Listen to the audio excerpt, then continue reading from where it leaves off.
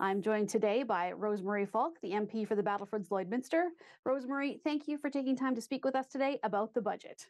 For sure. Thank you for having me. Well, first question I want to talk about is the deficit that's coming out of all of this, just over 40 billion. Rosemarie, is that acceptable? Well, in my opinion, it isn't.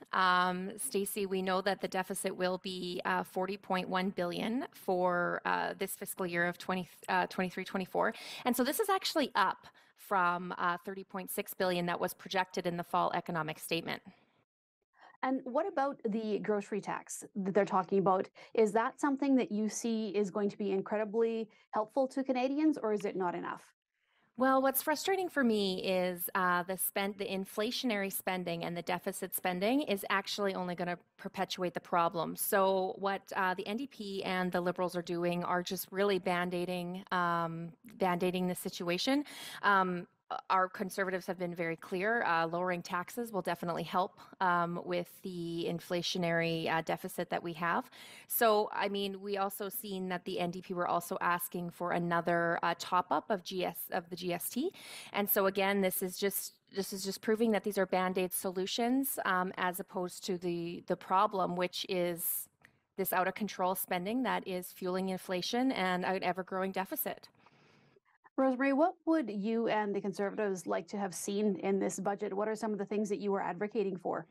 For sure. So our leader, Pierre Poilievre, was very clear with what the Conservative demands were for us to support this budget.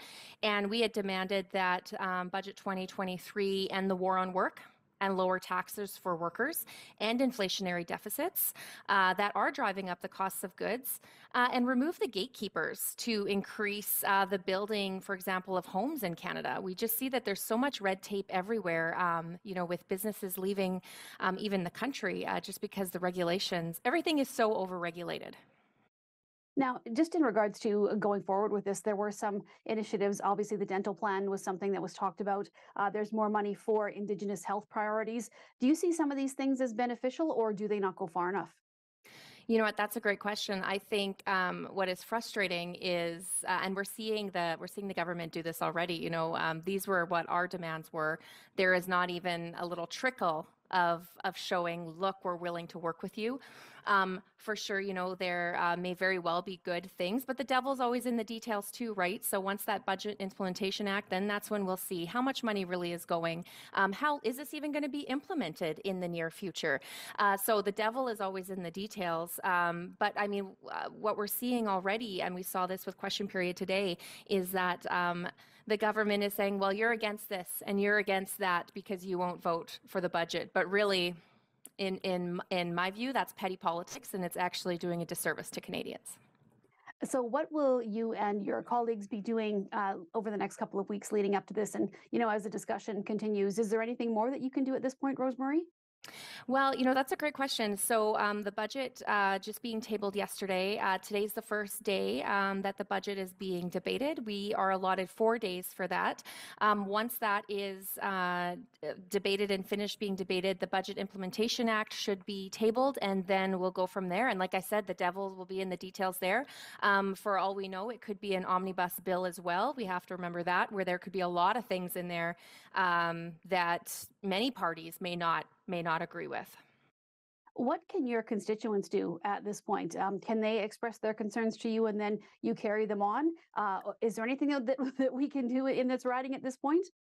Always, always. It's imperative for those both of the borders, so those that do live in Saskatchewan to contact my office, but also those that live in Alberta to contact Shannon Stubbs' office as well.